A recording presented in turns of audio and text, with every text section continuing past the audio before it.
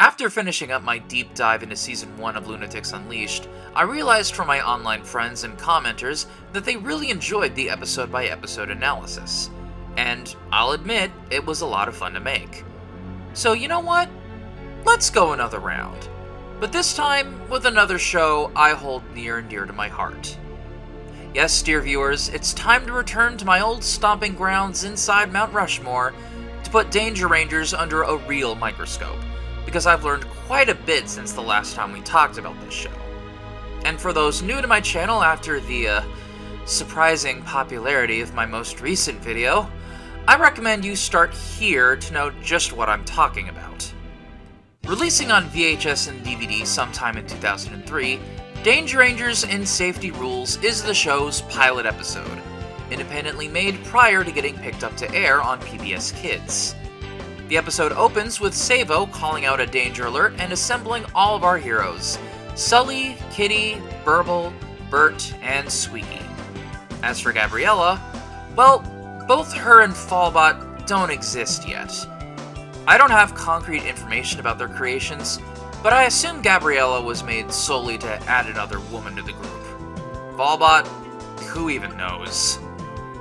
Safety Rules is a series of vignettes showing a typical day in the life of the Rangers when they're not pursuing a villain or dealing with a particular kid.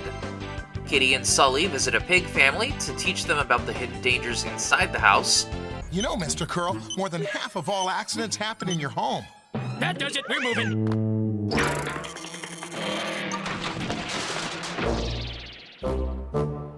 No, Sully means more accidents occur at home than anywhere else. Not just your home, Mr. Curl. Everyone's home. Burble and Squeaky are on vehicle safety duty, Burble teaching kids about proper bike safety while Squeaky inspects cars to make sure everyone's buckled up. Riding with no reflectors or horn. I know. Did you check those brakes and tires before you left home today? I coulda. Okay, I shoulda.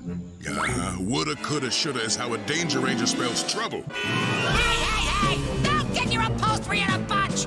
Nobody goes out on that road. He'll use our safe to travel. Get used to it. And Bert is off by himself educating kids about what to do if they get lost, with humorous results. If you get lost, just push this personal locator button.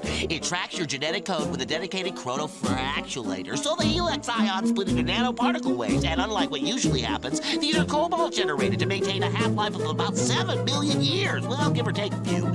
Well, you get found before then. But I can't move. I'm working on that. At the end of the day, everyone enjoys a dip in the pool while learning about basic pool courtesy before the Rangers return home with the knowledge that these kids are now well educated on safety. The pilot was written by series mainstay Sean Roche.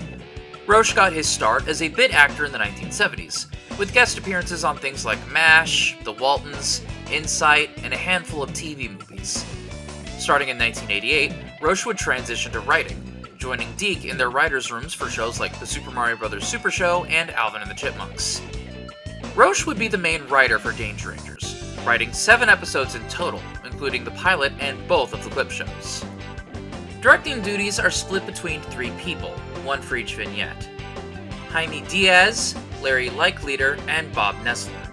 Jaime Diaz, whom I could make a whole video about on its own, but I don't really want to, got his start, strangely enough, from the 7 Arts era of Looney Tunes, acting as a character designer for these shorts put out around that time. Diaz has a very unique resume, but for the purposes of Danger Rangers, Diaz came into the show from his connections with Chalk Zone, where he directed 21 episodes. Outside of co-directing this pilot, Diaz mostly stuck to Chalk Zone, only doing the occasional sheet timing for a few episodes here. Likeleader has, for the most part, been associated with the Peanuts TV specials, starting in 1975 with You're a Good Sport, Charlie Brown, and ending with 2006's He's a Bully, Charlie Brown. Outside of the occasional side gig, most of his career has stuck with the old blockhead. In the 90s, he joined Nickelodeon and found himself working on Hey Arnold, SpongeBob, and of course, Chalk Zone. Much like Diaz, his involvement with Danger Rangers pretty much ends with the pilot, only sticking around for a single episode. Nessler, like Leader and Diaz, also came from the Chalk Zone wheelhouse. Nestler's another one of those animators that was employed by almost everyone in the business in the 80s and 90s, animating for the likes of the Smurfs, Pac-Man, Aeon Flux, Is No Good, and X-Men, and storyboarding for the likes of Heathcliff, Garfield and Friends, Beverly Hills Teens, Snorks, and The 13 Ghosts of Scooby-Doo. He landed on Nickelodeon's door as a producer for both Hey Arnold and Rocko's Modern Life. As with his fellow co-directors, Nestler only stuck around for a single episode, this time as a storyboarder for Fires and Liars. Unfortunately, the credits don't specify which section of the episode these three worked on, so I can't accurately pinpoint who directed what. But it's because of how uninvolved these three men were with the rest of the series that the pilot feels very different from the final product a few years later, especially the home inspection scenes. Sully and Kitty directly talk to the viewers while they go around the house. Check it out, kids. You need to stay away from hot surfaces like this stove. And grown-ups have to make sure pot handles are turned to the back of the stove. Ooh, good one. That way, you won't accidentally knock a pot down onto little ones nearby. The home inspection kinda stops dead in its tracks halfway through for a little break about fire safety, and probably the most interesting thing about the pilot, they briefly discuss guns, a topic that would never get a dedicated episode, not even for the unfinished second season. Now, kids, this is very important, so listen and remember. If you ever find a gun, you should not touch it. It could be loaded. Tell an adult right away. Guns may seem exciting in movies and video games and on TV, But they are very, very dangerous. So always stay away from guns. Guns are not toys. They are not safe. But that's not exactly too shocking because, in actuality, the home inspection scenes weren't really written by Sean Roche. Christopher and Scott West did. In the interim between Danger Rangers videos, I've since re-established contact with Christopher West, and he told me that their original idea for Danger Rangers had the team as a group of home inspectors, going door to door to make sure everyone's houses are up to code. West also said Squeaky, in particular, was more in line with Joe Friday from Dragnet. Outside of that, there are a couple more differences from the pilot and the actual show.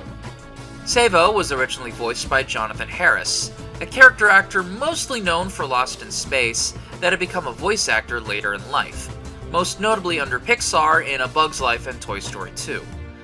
Timber, timber, my little rodent. Would the most unsafe car you can imagine have flat tires? Come on, no brainer.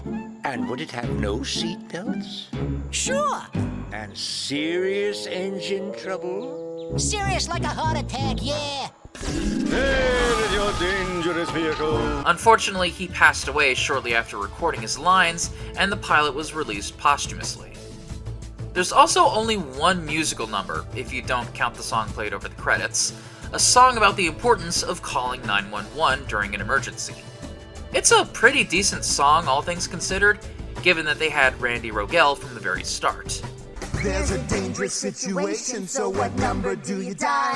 911, we've got an emergency. Someone call 911. Gotta act with urgency. Someone call 911. Only one other episode of the show had just a single song, but we'll get to that when we talk about Waterworks. One final aspect that differs considerably from the rest of the show is the humor. Because Fallbot doesn't exist yet, it's up to the other Rangers to provide the pilot's more comedic moments. Squeaky's fights with Savo start here and take up most of his screen time. You know, car drivers and bike riders use the same hand signals, Ace, so show me a left-hand turn signal there. Right! You also have Bert going a little overboard with an invention, and using Sully as a lab rat for his demonstrations.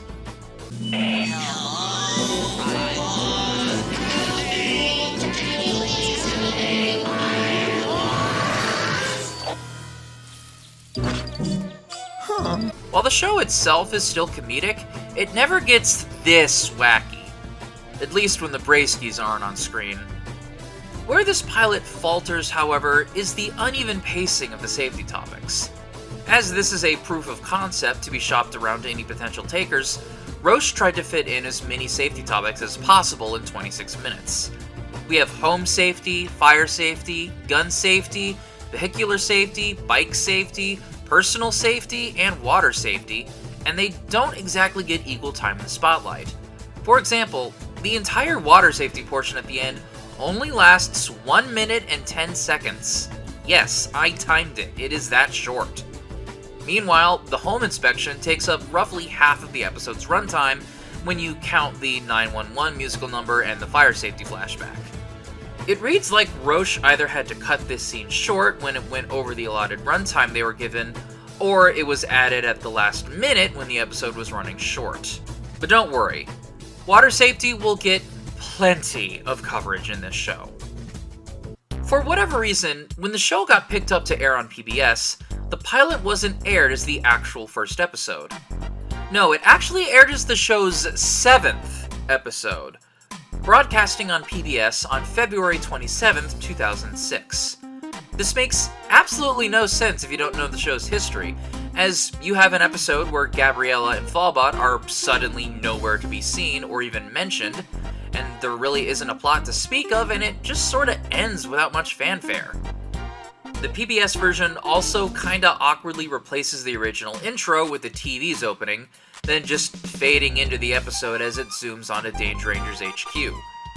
The credits have also been swapped out with the show's regular credits over still frames of the Rangers themselves, meaning the credits song remains exclusive to the home media release. They're smoking a cigarette or a cigar, is talking to strangers and wandering far, informing your parents to know where you are, and is buckling up when you get in a car. Emergency calls to 911. You never should play with a knife or a gun. You're grabbed by a stranger and feeling endangered. You say get away and you turn and you run. Speaking of home media releases, this episode is obviously the one with the biggest presence. The original DVD release is easily the most common one to find on the secondhand market, sometimes only going for about $2 or $3 on eBay. A second printing came out a bit later that included the first ever Ranger Rhythms feature, which just played the music video in the episode. It got re-released again in 2007 in both secular and religious formats. Unfortunately, these are the PBS Kids edits and not the original, so unless you have the original DVD or, God forbid, the VHS release, you'll have to make do. Luckily, I put the original DVD upload on the Danger Rangers archive channel so you can watch the pilot in its original format. Safety Rules is a fun little sample platter of a pilot episode that shows just what kind of show Danger Rangers was looking to be. The numerous safety topics this episode goes into showed potential buyers what they wanted to discuss in further detail as standalone episodes, which we would eventually get. Luckily for the show, American Public Television, or APT for short, would pick the show up to air on PBS Kids. Next time, the Rangers gain a new member and robot sidekick, and deal with their first member of their rogues gallery, Commander Octodon.